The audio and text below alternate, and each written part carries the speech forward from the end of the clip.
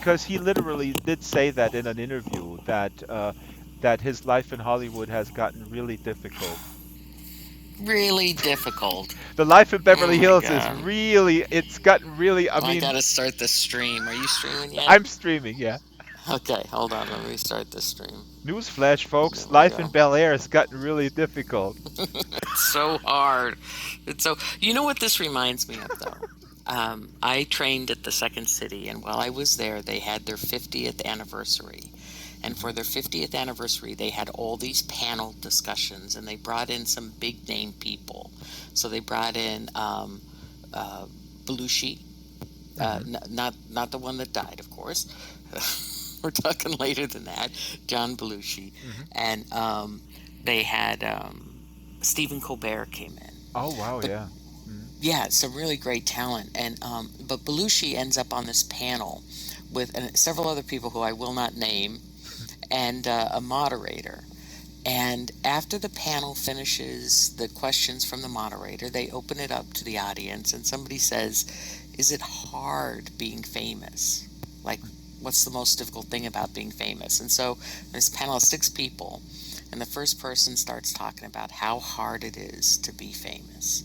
How, you can't go anywhere without people, being all over you and everything.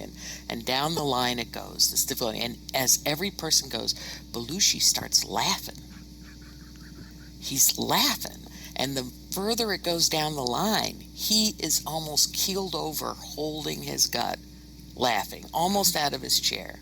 And it finally gets to Belushi, and he goes, "I only have to work 6 months out of the year." He says, I get to watch my kids grow up. And he starts going through these blessings Yeah. of what fame has brought him.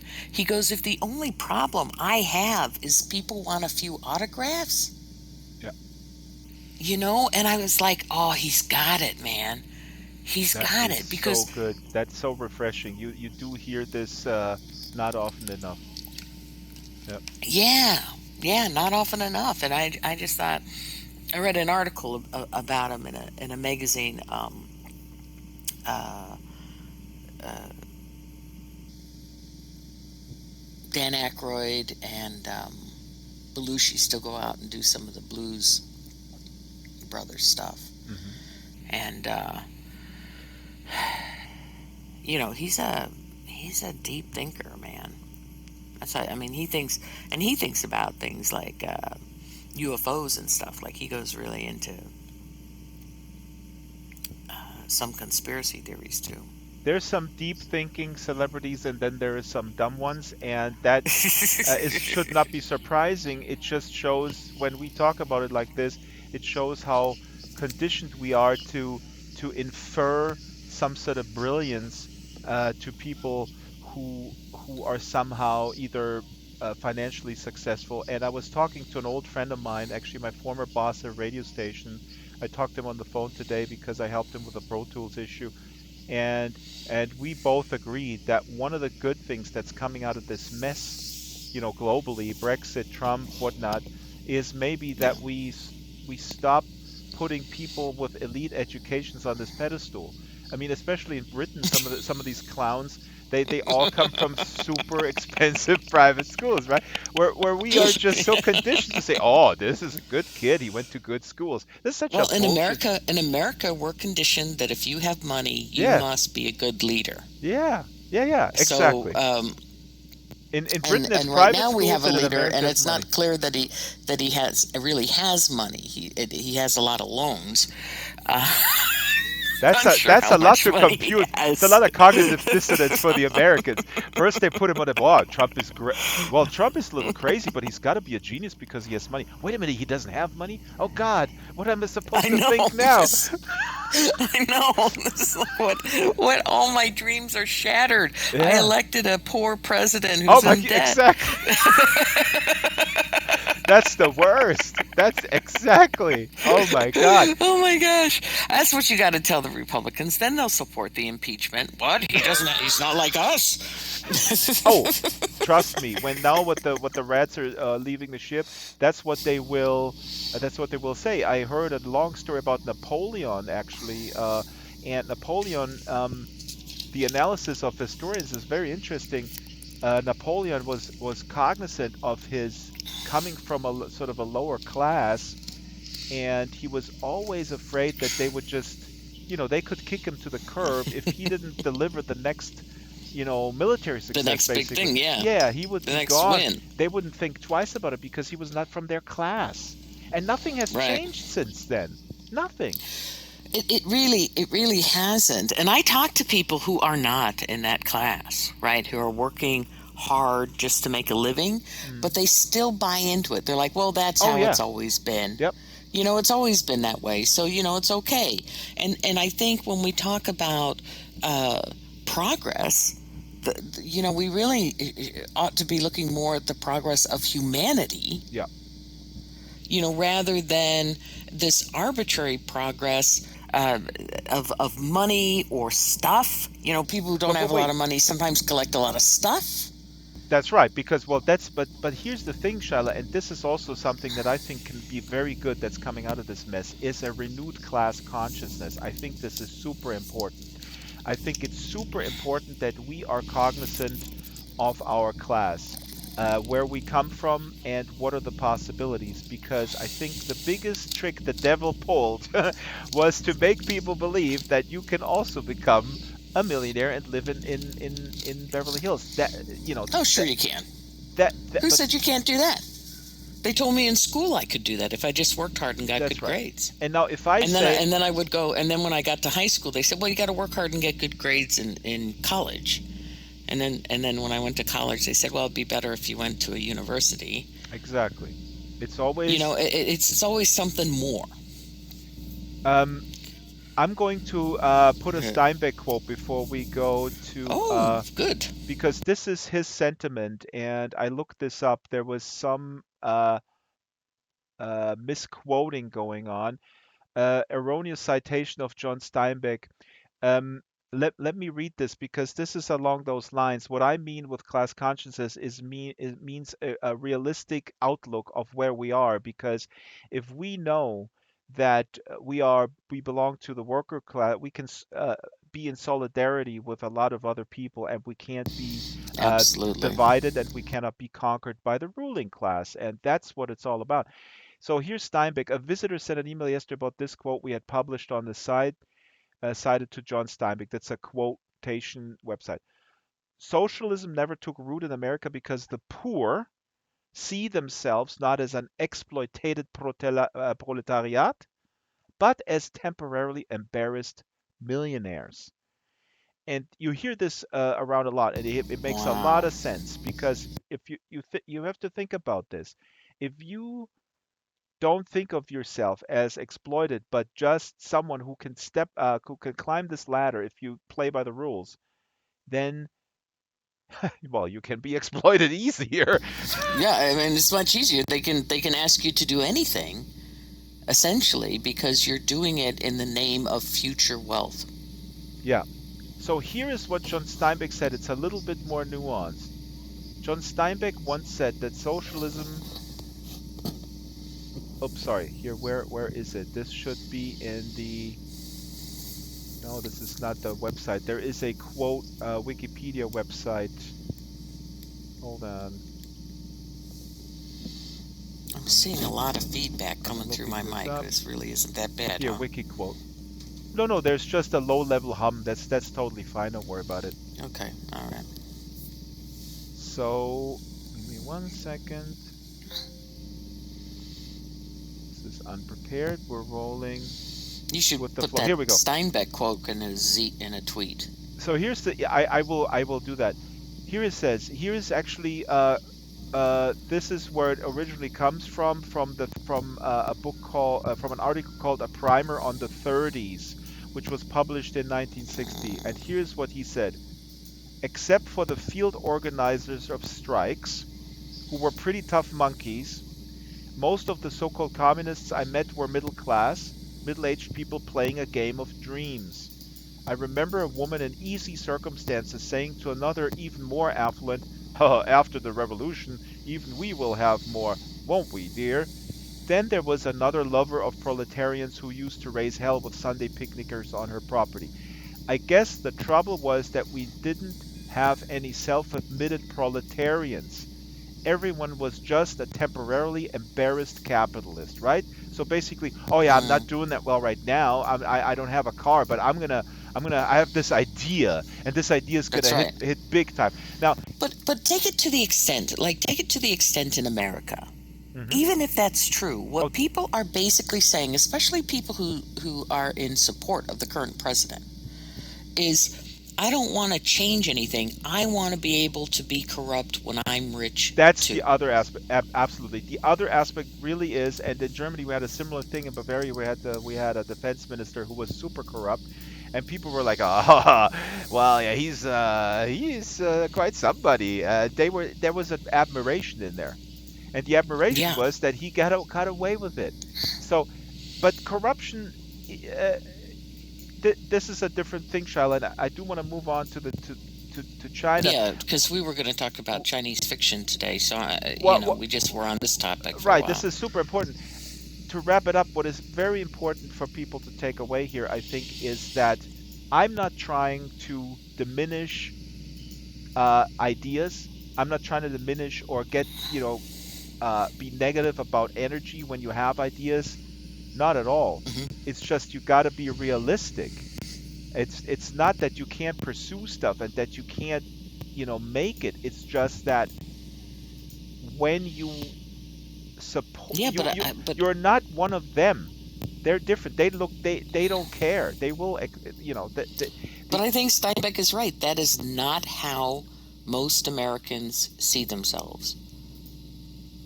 yes, but Even that's if the they but can't make it, they will make it for their kids, and so they don't want to do anything that would hurt the rich that's because one precisely day the point. one of their offspring might be rich, and That's the that's point. the problem. That is the They problem.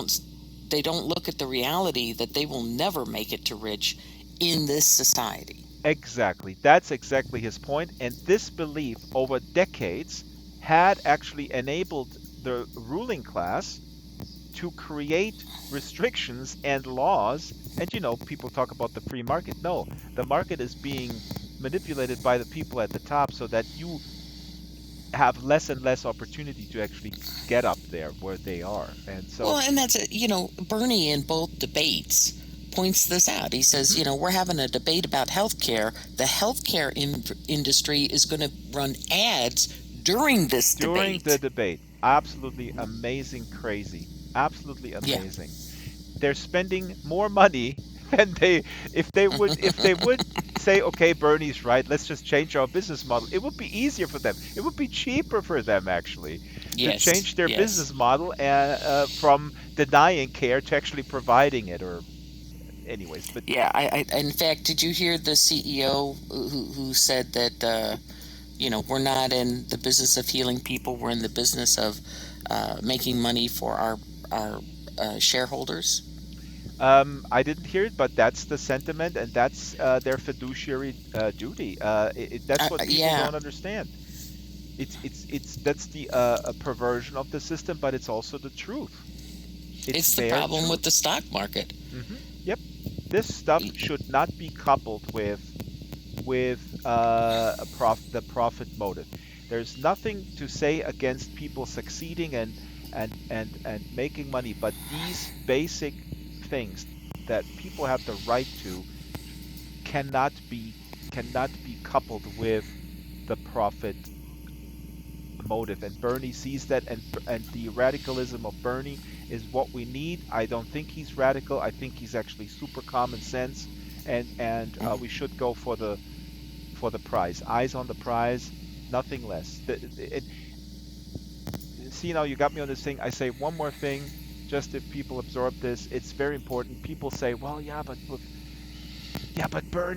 Bernie's so radical. I like my healthcare plan. And I know, Shyla, you're going to chuckle at that because most people, they don't even know what they like because they have never had to fight for the care. They had never been Right. in a situation to actually test if they actually like their plan. They just randomly said, well, I like my plan on paper. I mean, I was never Well, in a, they say I'm insured. I've never had to pay a lot out of pocket. But first off, these are the few who have really good health care, Well, but right? yes, And they're healthy, yes. But you know? also people who say that, Shyla, my point is that they don't know what healthcare they have. They have never been in a situation where they had to fight or prove or make an argument to be taken care of. They think like, oh, this looks really good. I'm fine. And then something happens, and then they get a letter where it says, well, you didn't really read everything. We can't take care of you. So it has not been tested by the people who say that they love Right. it so much. Right. It's like I say, I would agree I with you love my because I roof. was I love my roof. My roof is made of paper, but I love it. And it rains. Oh shit, it rains through the roof. I guess I don't love it anymore. But it never well, rained. I will say this because I have recently moved from private sector insurance to government insurance. All right. I had more coverage under private insurance, Hmm. but I paid, I think, from my employer close to $500 or $600 a month Hmm. for that insurance. So I don't pay that. The government insurance is not as much. So, I like Bernie's model. I like the Australian model. I think there's a lot of models we could look at and have them work. The the problem we have in America is most politicians are bought out already by pharmaceutical and insurance companies. Hmm. And they're not going to vote for anything that hurts those companies. And that's what is the problem. Yep. But And until we start marching and kicking, we kicked a representative out in my district for being that way, and now there's a new person there from a different party, and we'll see if he turns that way too. I mean, that's the problem. There's just and they're not going to vote to turn the money down. It's just a total hill of corruption. It shouldn't the be called corruption Capitol Hill, it should be called Corruption Hill. the corruption is built into the system because Yep. money speaks, and when th- this let's move on to Chinese because Yeah, let's otherwise do we're that because we'll do this the whole hour. yeah, I mean it's important. Um, so Chinese science fiction. I'm going to do a very brief introduction, and then I prepared some videos. I don't know why I'm turning around. I prepared some videos that I found, which I think are really illustrative. Hold on here. Illustrative. Oh yeah, illustrative. I always say illustrative. So Yeah, which Chinese is kind science of fiction. cool. Next Monday we have a Chinese author, Stanley Chen, and he wrote a book Hmm. called Waste Tide. It's in front of me. Chinese science fiction is, in recent years, has become very popular, and of course, it started with this book here, The Three Body Problem. I have it here in front of me, Die drei Mm. Sonnen, in German, and it's by Xijing Liu, and that came out in China in 2007, and it then came out in America in 2014. Now, this is a trilogy which is absolutely insane. I talk about it all the time. I'll give a brief summary of it, but the thing here is this took everybody by surprise, and including me because I had never heard of it, and then a friend of mine recommended it. The Chinese science fiction is epic, and it has, from my vantage point of a non-scholar, it has it has so many more metaphors in it. And I just saw an interview with Xi Jinping, and he said, well, somebody asked him who of your characters do you like best, and he says, um, I don't really see them as human beings. I see them as stand-in for concepts or for Mm. for virtues, something like Yeah. that. And that is such a great answer. This is why I feel this is so fundamentally different than anything I read before in my life. And um, the three body problem starts with a very simple a conceit, if you will, of aliens of an intercepted alien message, um, and then it just completely explodes because the observation station that intercepts this message from a alien race, the woman who runs this station, a scientist, her father was murdered in the Chinese Revolution, and she really has no hope for the human race. And Mm. she responds to them and say, please come. And it's clear from the message that this is not a nice visit because somebody from this alien race basically says, don't respond to this message because we don't mean well. And she basically says, Interesting. So no she problem. knows this. Yeah, she knows this. She wants destruction. She has given up. She does not see anything worthwhile in In prolonging humanity. in humanity. And so this is how it starts. So, again, there's basically a whistleblower with the aliens who says he is in that message, or I think the message comes right after, where he says, I know that you guys intercepted this message. Don't respond to it. It's a trap, right? So that you got this whistleblower, and the whistleblower, by coincidence, communicates with somebody who is completely disillusioned with humanity, Mm. Wow. and that's sort of the beginning, and then it goes from there. It is really fascinating. Um, there's been uh, a guy who made Minecraft machinima of this book. Completely insane, and there's a bunch of trailers, fan-made trailers, that we can watch. Sorry, I got Wow. chats coming in here like crazy. This interface is really weird. No, I can't. Hold on here. Oh my God, these messages are coming in. Um, What messages? ah, doesn't matter. So Okay. anyway, I'm like, Xi what's going on? Jingliu is one of the big proponents here of the three-body problem. A movie is going to be made from his Mm-hmm. uh, The Wandering Earth, and it's a short story. And what we have here, like I said earlier, we have um, Stanley Chen coming in with Waste Tide. Waste Tide is about an island in southeast China where they recycle e-waste. And again, these things are extremely political. They are extremely political, and they just have a fundamentally different style, which is so the, not surprising because Asian cultures are not afraid of using these type of metaphors. Shaila, now actually it would be good to to close your mic because it's super distracting. There's I'm like a lot of sorry. stuff coming through. I mean, there should be a gate on it or something, but this is a tough subject.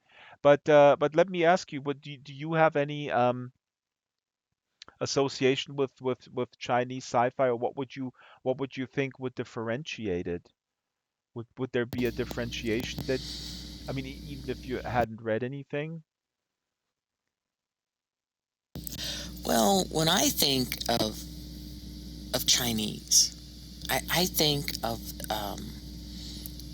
like this denied culture because I'm a Westerner. Hmm. And so I learned very little about Chinese culture. I grew up in California, so I learned that there were Chinese who came over to work on the railroads, and that their primary issue is that, unlike Japanese who came over, they did not uh, assimilate. They kept their culture and they had their Chinatown. So I know these things. But what I know now as an adult, having studied a little bit, is it's an amazing culture of amazing firsts thousands of years ago. Like water clocks, I think of water clocks. I think of, um, we think of the Great Wall as being one big wall, but it's not. It's several walls that were put up in these strategic places Hmm. to, with these towers which could communicate with each other so that backup support could come. I think of the emperor who died and had all these statues of his warriors buried with him.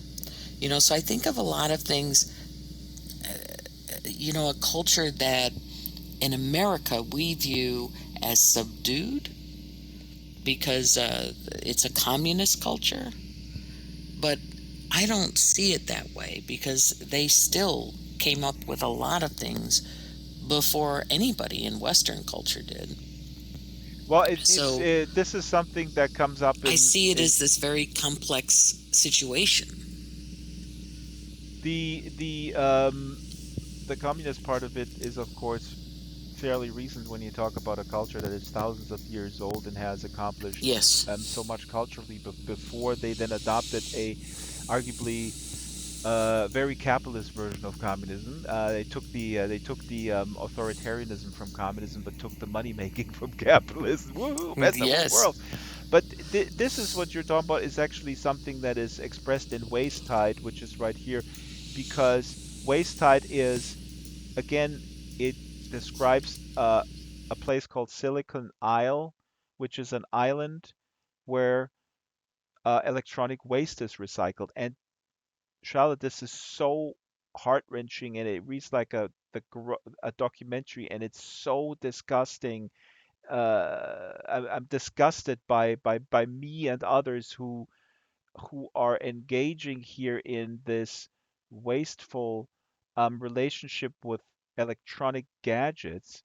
Uh, this describes in the first 100 pages or so how these waste people, which are migrant workers, basically go through the trash that we send over, the West sends over there, with no protection really. Some, with very little like gloves or something. They no protection of their protecting their lungs when they put torches to and melt plastic and try to get precious metals out of plastic. They're standing right there in the fumes. Mm, yeah. Um, Again, migrant workers who are lured away from uh, poor parts of China, and then other people profiting from this. People making a lot of money reselling then those metals that they retrieve from this garbage. And there's one scene in there that is like out of a horror movie. There's a prosthesis um, that still has batteries in there, and it's an arm with a hand, and it's crawling across the trash. It's just Oh my crawling, gosh. and that's kind of a little bit horror imagery. But then these things are also infected. They're medical waste. They're thrown away. They're put on large shipping containers, and they're put then dumped on this Chinese island where these garbage workers or waste people, as the locals call them, sift through this trash, get infected, get cancer, all in the name of progress. And the book is a lot about the same sort of power structure. And there are no winners here because, and this I like about, I don't know if that's typical for Chinese science fiction, but I've read an article and we'll watch a little clip in a second where this is expressed that there is no easy solution. They're not, it seems that the active sort of writers in that genre from China, they're not shying away of presenting this type of dialogue because the people who are profiting from this uh, electronic waste recycling are used to be farmers and landowners in that region, and they realize they can't make money anymore, and then they realize, wait a minute, we can make money with this trash. So some of the people depicted in that story, they're not necessarily ruthless businessmen, but um they went with the flow, right? They said like, wait a minute, we Yeah. We're going to be poor because nobody is able to. We can't compete anymore as in our uh, uh, in our former agricultural field. Moreover, the main reason why they can't do it is because their land is polluted. So they make money off the pollution, but they didn't pollute their own land. It's through the waste, and then they go like, "You wait a minute, you're polluting our land. Now we're gonna just now we're gonna profit from it." And so all the books I've read so far are super political. They're super political. They don't do an easy good versus evil type narrative. It's very complex. There's a lot of metaphors, and in that sense, it's very nourishing because it's Hollywood is going to have a hard time putting any of these things into movies. That I think that I thought about when I read the three body problem because there are no clear cut heroes. There really aren't. So let's walk over here to the screen, and I have a few short clips. Here's somebody destroyed the book display. So what I've prepared is a short piece from Chinese news in English about the phenomenon of Chinese sci-fi and uh, some of the reasons and a little bit of an overview. Is this something that is hyped just because of Xi Jingliu? Again, Xi Jingliu, the three body problem. Um, Hold on. What is happening? I can't seem to sit. And I can't type anything in local chat. What's going on? Yes, that is my problem. I can't type into chat. What is going on here? Well, we just got updated. I wonder if it's a glitch. That's gotta be. It says there's nobody nearby. Right? That's what Use the mine Go says. menu to visit It's other places and find friends to chat with. but you're here, you're my friend. This is ridiculous. I can't change the stream then. Ah, Lord. It also shows us as the only it shows us in the nearby people. No, it doesn't show anybody in the nearby. Oh, in the No, when you people. go in people, Oh, yes, it correct. it's got us there. But and then it says I can send you a message, Yeah, but yeah. when I click that, it does not let me click in the chat box. There's no text line. Oh, in the private message there is. You see? Oh yeah, not mine. But Let's did you see see if I that? can. There we go. Yeah, yep, yep. I can do that too. Just not nearby chat. Ah, this is ridiculous. We'll have to put a ticket in. Well, I want to talk about I'm already this is like I want to have an engaged discussion about this subject. I think it's I awesome. know, but we can't. We can't see the visuals. Okay, I'm going to go to Lookbook real quick and see if that changes anything. Okay. Who knows? Just a hunch. Okay, let's go.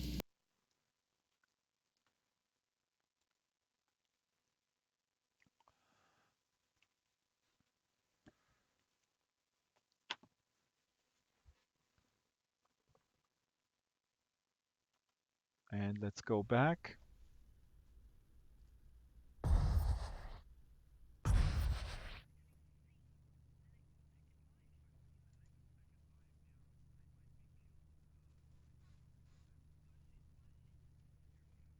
All right.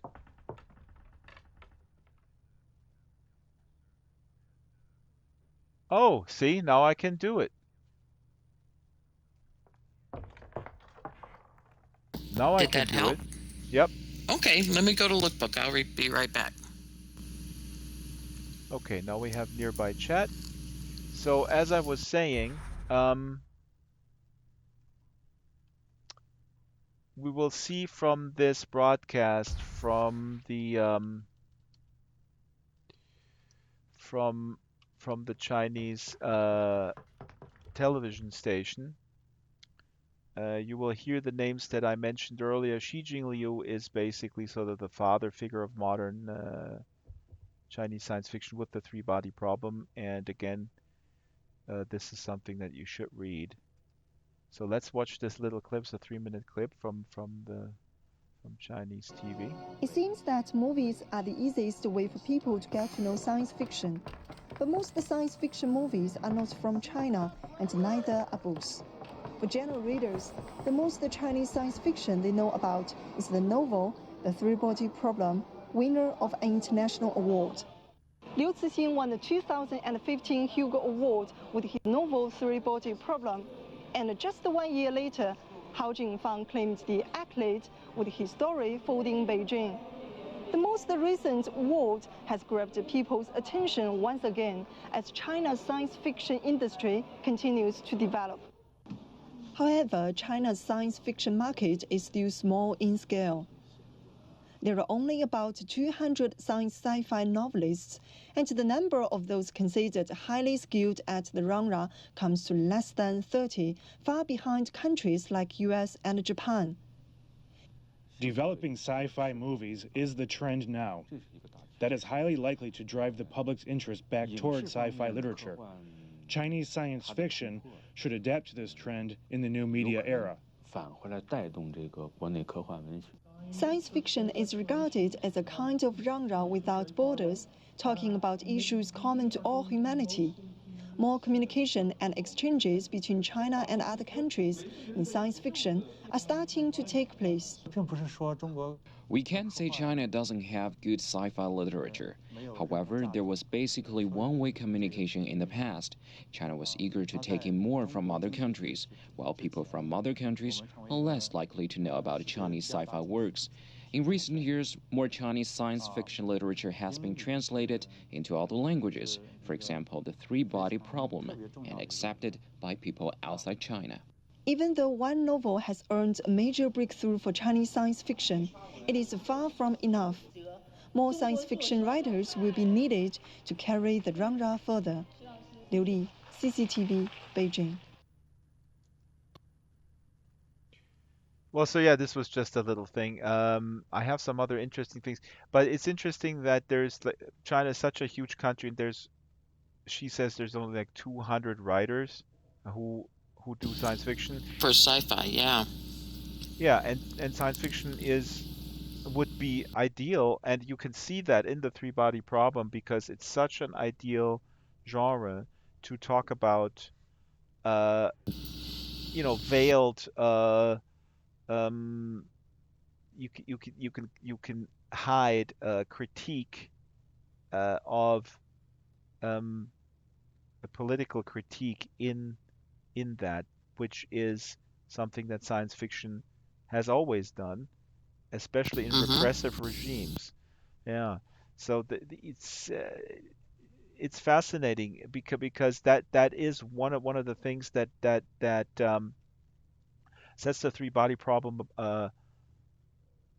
apart. And I want to play a clip with the guest who comes on Monday. His avatar is actually super awesome. You Oh, can see cool. it on the, yeah, like I've been saying, Stanley Chen. Here he is on the importance of Chinese sci-fi. Okay, All and right, it's that paused. doesn't play. All right.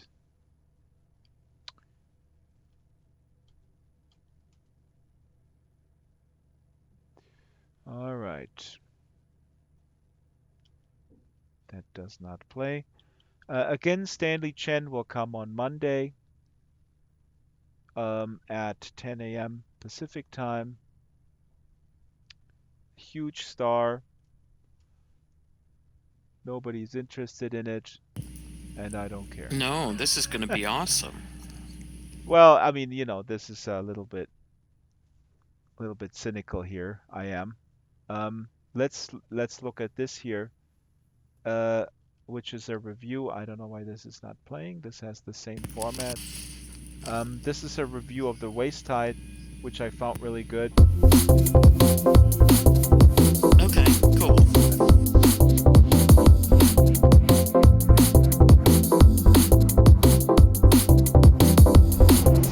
In the polluted slums of a Chinese electronics waste recycling dump, a teenage girl unwittingly becomes the catalyst for a workers' revolution. In Waste Tide, that's the book I'm reviewing on this episode of SFF 180, the first installment of Translation Tuesday, where every other week I plan to review a work of SFF in translation. Hello everyone, Thomas here, your host as always. Thank you so much for joining me. There is a refrain that comes from certain corners of science fiction fandom that science fiction has gotten too political. A phrase that is usually a good indicator that you're dealing with a reader who has never understood the genre. Science fiction has always held up a mirror to our times, and whether an individual story chooses to address and extrapolate upon the world as it is, or avoid that entirely for the sake of reassuring escapism, both are political choices on the writer's part. Now, with some exceptions, it seems like a lot of science fiction produced in the West as we approach the 2020s wants to offer optimism, stories that give readers a future where the universe still holds the promise of adventure and we all have somewhere we belong, and even the crises that threaten the Earth in the near term are no match for humanity's resolve and willingness to adapt. Waste Tide is not that kind of novel. But it's not a ruthlessly grim-dark dystopia either. It examines the present-day geopolitical landscape directly, and then builds a tough and gripping near-future tech thriller out of it that examines class struggle and the economic exploitation of the desperately poor. In its portrayal of a culture born of literal trash, and the way in which its plot centers on a physically enhanced heroine who is swept up in events through no desire of her own, the book bears a strong resemblance to Paolo Bacigalupi's Hugo and Nebula winner, The Wind-Up Girl. But while both books are often grisly and brutal, Waste Tide is less oppressive and much more accessible than The Wind-Up Girl. It's easy to visualize it as a sleek, big-budget Hong Kong movie. It's also more true to life in its inspiration, and better tuned to the current pulse of world events. Chen Qiufan has based his story on his own experiences living near Guiyu, a town on the coast of the South China Sea that was for many years the world's largest electronics waste dump. E-waste recycling has created an environmental nightmare there, and even though the government has taken steps to improve the area, it's still very poor. The levels of heavy metal contamination in the soil are off the charts, and 80% of the local children have been found with dangerous levels of lead in their blood. In Waste Tide, Silicon Isle is the location of a massive e-waste dump run by 3 clans who, along with local politicians, grow rich off the labor of workers who have been lured there with promises of steady employment and opportunity for advancement, only to see themselves scorned and marginalized as waste people. It's an ugly fact of life that the people who do the filthiest and most thankless work, without which society itself would corrode like a backed-up toilet, are the people society hates the most. On Silicon Isle, while the rich treat themselves to all manner of body modifications, the workers are kept docile through addictive augmented reality, called digital mushrooms, and some, like Brother Wen, have a side hustle refurbishing whatever discarded prosthetics they can. The story begins when an American businessman, Scott Brandel, arrives in the company of translator Chen Kaizong, who has himself lived and studied in the U.S. since childhood. Brandel ostensibly represents a firm called Terra Green Recycling, with a proposal to automate much of the waste recycling process, drastically boosting profits. In fact, that's all a cover. Brandel is really after something else, a lost item of tech sought by mysterious clients in America. Kaizong, meanwhile, is hoping to reconnect to his family and his roots, but finds the culture harder to assimilate than he thought. The catalyst is Mimi, a young waste girl who has the bad luck to encounter the lost item Brandel is after first. Brother Wen has found a strange-looking helmet among his salvage, and when it is placed on Mimi's head, part of it cuts into her skin and infects her with a viral agent that mixes with the heavy metal contaminants in her blood. It then passes the blood-brain barrier and begins a process of transformation. The same helmet also injures the young son of Liu Jincheng, one of the 3 clan leaders, but because his system is not so full of toxins as Mimi's, the boy simply slides into a coma. So Liu sends his thugs, led by the psychotic knife boy, after Mimi, and she finds brief asylum in the territory controlled by rival clan leader Lin Yiyu. Mimi and Kaizong meet there, and while he is busy developing a crush, Mimi is eventually caught and viciously worked over by Knife Boy. And it's this traumatic event that triggers Mimi's ultimate transformation into something new. Meanwhile, the waste workers have, led by Brother Wen, been keeping an eye on what's transpiring with Mimi, and they're thinking maybe it's time for a real revolution. The plot has the layers of complexity with secrets, hiding even more secrets, of the very best thrillers, and Chen Qufan doles out revelations in a way that makes even the most potentially confusing details clear, while keeping us on the hook for more. And the book really is a tribute to the formidable translation skills of Ken Liu, who has almost single-handedly brought the emerging field of Chinese SF to Western audiences. Now here, he's taken a narrative in which, for example, the mind-boggling variety of spoken regional Chinese, which we are told are properly called topolects, not dialects. This is key to establishing things like cultural background and economic class, and Ken Liu has made it perfectly easy for Western readers to grasp. He also has an impressive skill for retaining the individual voice of each author he translates. Waist Tide does not read like any of the 3-body problem novels. Reading a book like this, or recent anthologies like Broken Stars, just leaves you hungry for more. It's the kind of science fiction that, even where it employs familiar tropes and themes, still feels like it's taking you someplace new. And there you have it. That's all I've got for this episode of SFF 180. I want to thank all of you once again for joining me. Remember, the most important thing, these are reviews. You will not always agree with me. But if you enjoyed watching, please hit that like button, share the video far and wide with all of your SFF reading friends, and above all, please subscribe. That is how the channel grows. You can also support the channel at my TeePublic store and at my Patreon, where recruits into Wink's Army get little perks, like getting to see some of these videos early, at least when I finish them early enough. All right. No, this is actually a really great review. I mean, having just finished Waist Tide yesterday, and I'm reading it in German now. This is exactly how I feel about it too. There are some familiar sort of thriller type tropes, like the Western guy who is said he's with the recycling company, but there's something else he's looking for, and all this stuff. But it's just it's such a different I don't know. It's in a different environment that is so super. Oh God, I hate the term fresh because Hollywood uses it all the time. We need some fresh material. But yeah, Waist Tide Charlotte is also a great audiobook. I highly recommend it.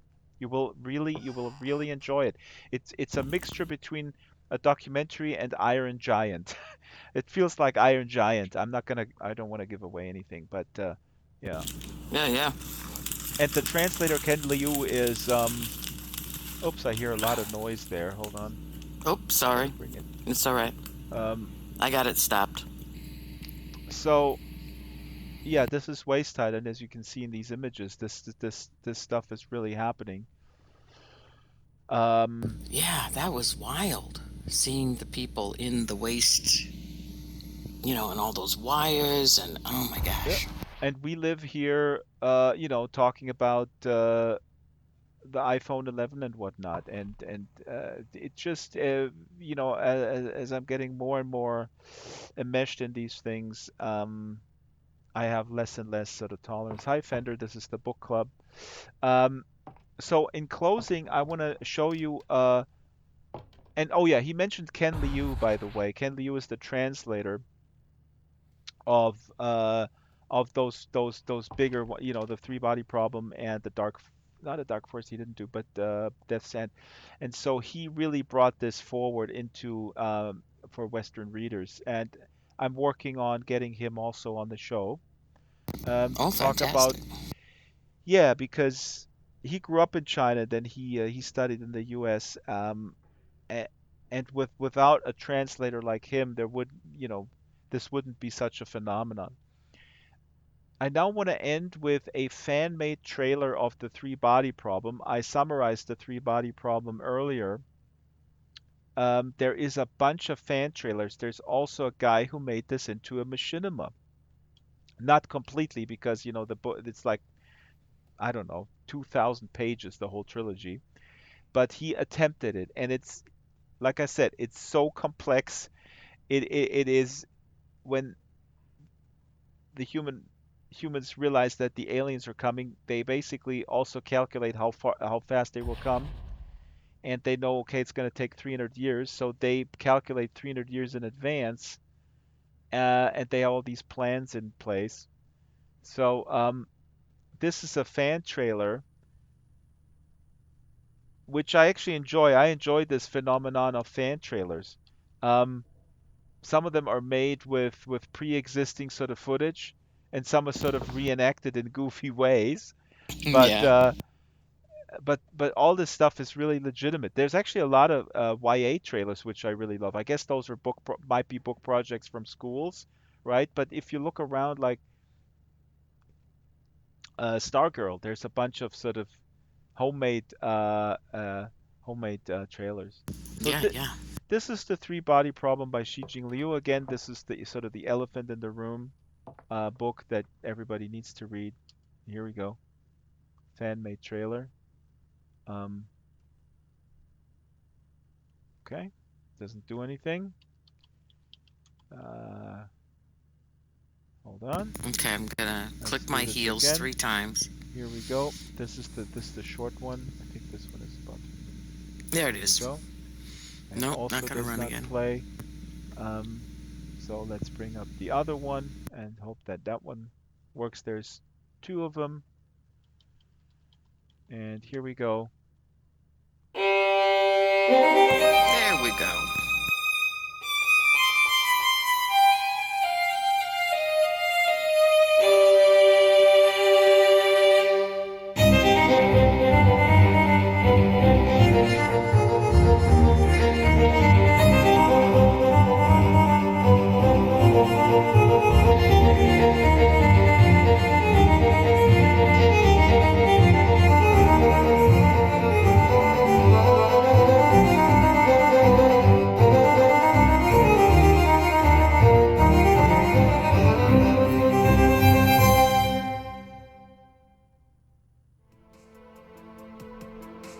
This is really well made, actually.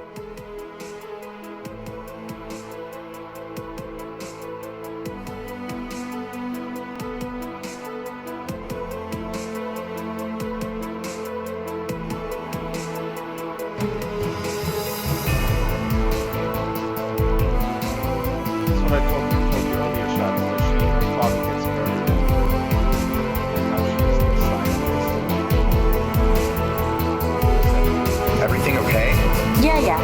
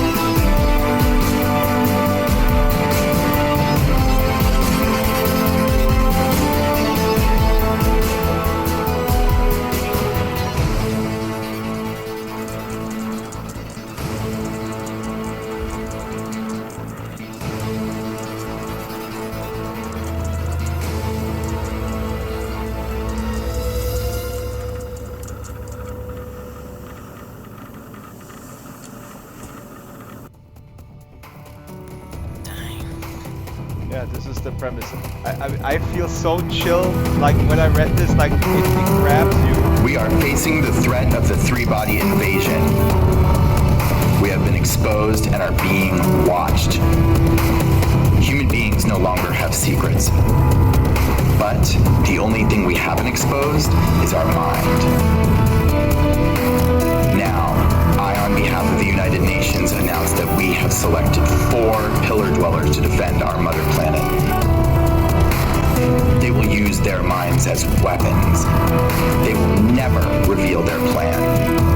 They will lead us to victory.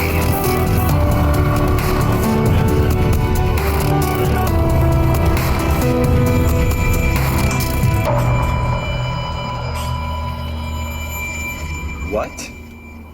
I'm the 4th one? So these are the 4 people who the world government thinks they can solve this problem. They can think up a solution while the aliens are approaching. And this physicist Lu Chi he doesn't think highly of himself. He thinks he's kind of a loser, and he thinks like, why did they choose me? I'm not a Nobel Prize winner. My father said you are his favorite student. Professor Yi is like my father. And he is the reason why I chose physics as a career. Would you like to go for a walk? Sure.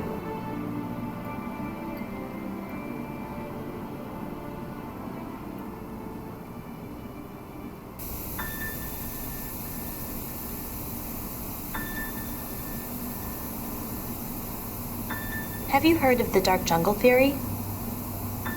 No. What's that? The universe is like a dark jungle, full of arch enemies. Only humans are naively searching for friends. What if we do find aliens? We are exposed. They are coming. Look, this is the sunset of mankind.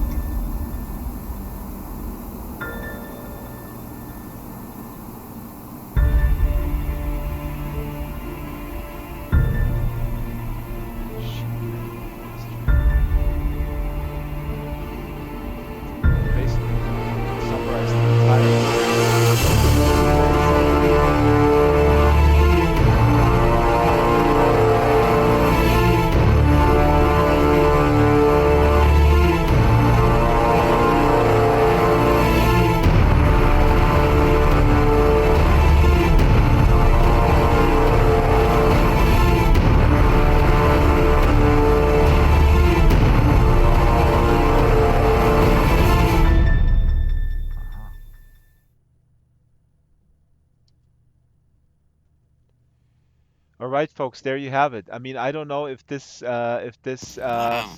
dedicated individual who did this gets any funding from Hollywood, but I get the chills from this. I love the fact that people read these books and then they go out there and then they make homemade YouTube videos. It's just awesome. And he captured, seriously, Shala, when you read this, get an audiobook. You will be completely absorbed. Trust me. It's not, it's so current and political and incredible. And as you can see here, the premise that this very disillusioned young scientist basically lets the aliens in because she says, humanity is corrupted. If we die, it doesn't matter because we don't deserve to survive. And then the United Nations is putting these 4 people together trying to find solutions, and it's hinted in this trailer that the aliens have sent ahead little physical particles that serve like as cameras, right? They still need 300-400 years to arrive Earth. So humans have calculated that. But what they've done, they have advanced technology. They can send ahead these sophons, which actually exist in real physics, and they can spy and they can see everything, but they cannot read people's minds. So, Mm. so that's why the United Nations, as a defense plan, I mean, this is really like big sort of war type thinking here, like for hundreds of pages. They think, okay, if we devise the solutions in our minds, then they Mm. can't read our minds. So as you saw, this fourth guy, this young physicist, who comes in with the people who are selected as as the people who will provide solutions. These are all very accomplished people. Um, the president of Venezuela, I think one guy, and Nobel Prize winners. And then the coolest thing is when this fourth guy comes in, who is this young physicist who never accomplished anything and who is really lazy, and his self-assessment, his self-esteem is really low, and he feels, why am I selected here, right? Why am I selected? And the people who are selected, they get all the funds in the world, they get all the support from this sort of world body that tries to find a solution to the impending invasion. And he in the beginning goes like, yeah, you know what the hell?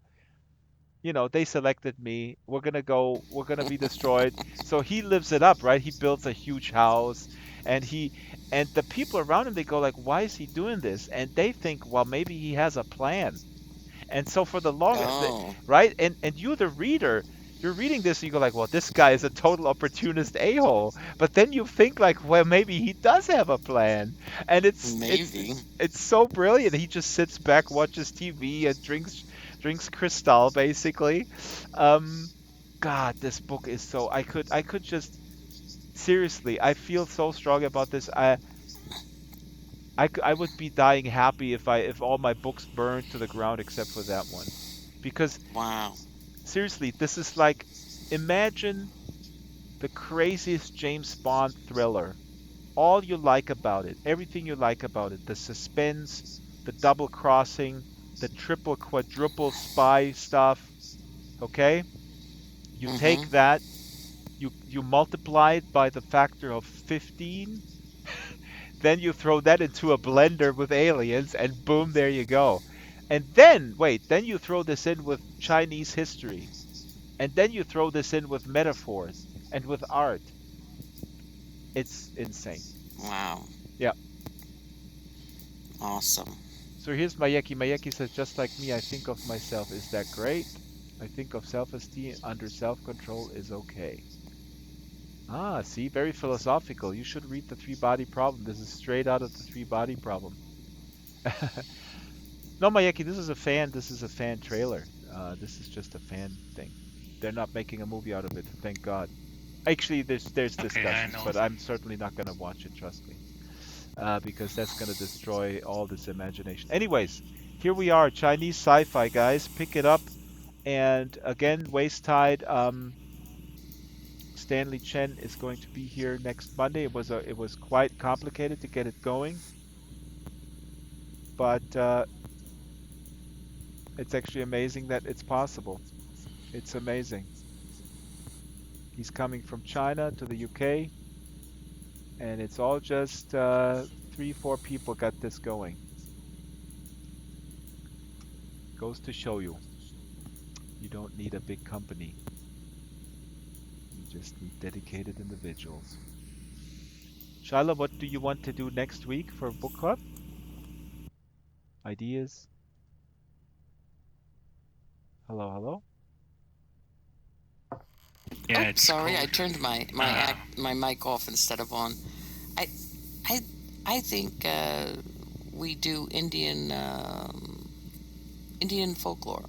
Oh, I think I have a bunch of books of fairy tales. I have a lot of fairy tales books from different. I might have Indian. Yeah. Okay.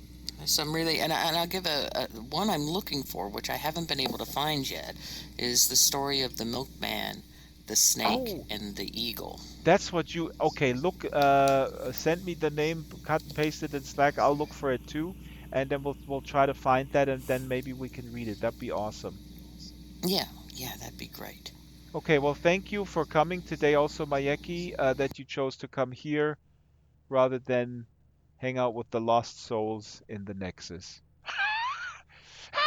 Yeah, just solved a couple of quests in the Nexus, and then I came checking on my experiences that I have in the work, and then I came here. I saw that I just could make it for the last minute.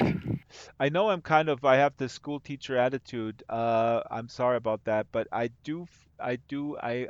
strongly believe that uh, when because these things are designed to have a beginning, a middle, and end. I'm a big proponent of that structure. I feel that the digital structure is possibly not too healthy. I sometimes feel that when we start somewhere, we have a middle and we have an end that gives us a structure of any given subject, which is conducive to uh, actually more impact. So that's a long way of saying, show up on time next week, Mike. I will. No, but I just yeah, came home from yeah. the central station in Aarhus, and now I'm home. So the first thing I did when I unpacked, I put on my computer to come in here to Santa, of course. Great. Mayeki, it's very great to have you back. We have suffered long enough without you, but it will now change. And It is definitely gonna change. It's gonna try to make some efforts to make things good yeah, you to are ready with you. your presence. You're already. I mean, this is all about if you did also that you get that you feel good about our community. There should be no pressure on this. We Yeah. try to provide a pressure-free hangout with interesting topics and awesome. So I'll head out and look in the events calendar again. The next Monday, we have our usual events and stuff, but next Monday is this Chinese fella Stanley Chen, Yeah, that's going to be great. and he is in Manchester at the Landing. I made enormous contacts here with a huge VR digital hub in the city, Media City, UK. It's so great over there. Problem is with Brexit, nobody's ever gonna visit. Sorry, I had to end on that one. Too bad, Brits. Your fault. Goodbye. We'll stay on the continent. Okay, bye, Shala. Bye, Bayeki. The book Bye, Looking club. Drax. forward Bye, to see you Mayeki. again. Bye bye. See you soon. Shyla, go to Audible right now and get Waist Tide. It's Okay. uplifting. I It's don't think I have a credit, but I'll try. or get the 3, but now get Waist Tide is actually a little bit less. I don't know. I'm just I'm in awe. Okay, bye. Yeah, I think I'm shy of credit, but I'll